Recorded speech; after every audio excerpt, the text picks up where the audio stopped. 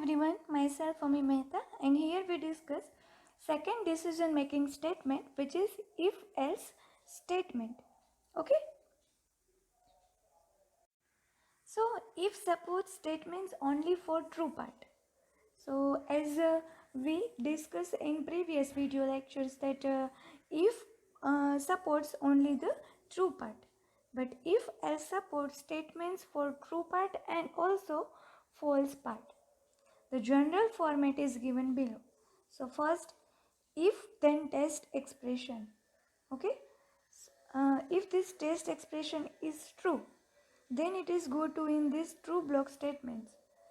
Else, if this condition is false, then it go to false block statements.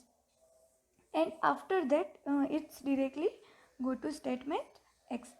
So if true block statement is executed, false block statements never executed. And if false block statements is executed, true block statement will never executed. Okay. So this is actually the general format of the if else statements. Now this is the flow chart of the if else statement. So what things will happen that here entry point. Now after that test expression is checked. If it is true, then it go to true block statement. If it is false, it will go to false block statement.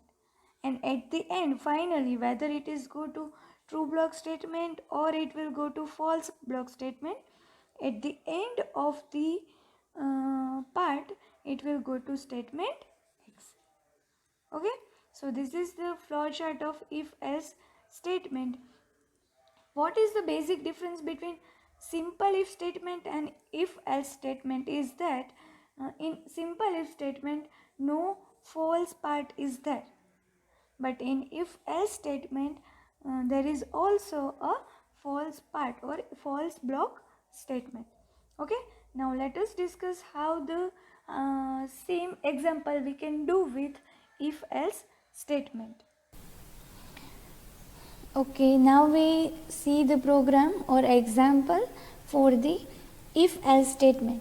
So we took the same example whether the number is even or odd, but now using if else statement. Okay, so first task is include header file, and then we take our void main function. Now the condition or logic is never changed if you use if statement or if else statement. We took an integer number and we simply write that enter the number. Okay, so if you enter the number, to remove the output of previous program, we simply write here clear screen. So using that the output of previous programs will remove clear. Okay, so enter the number. Now scanf %d, just because integer number, and here it is ampersand number. Okay, now there is a if else statement. So if then in an if statement there is a condition that number module 2 is equal to 0. So if it is 0, then it prints or go to in inner section and prints that the number is even. I forgot here the comma. Okay, so simply it write that the number is even.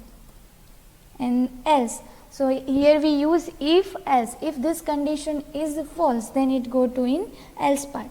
So what we want in else part, that if this condition true, false, it means that the number is odd. So we simply write here the number is odd. Okay, so here it is the n. In if simple if condition, you have to take two if, but now there is a if else. So if condition true, it go to inner loop of the if statement and it display the number is even. But if the condition is false, is go to in else part, that the number is odd. Okay, so simply the program is over here, and we first of all compile this program. You can compile from here or you can press enter F9. Okay, so here I again mistake in spelling, so there is one error. Now again we compile using alter F9 and now we run the program. So enter the number, again I enter 5, so the number is odd.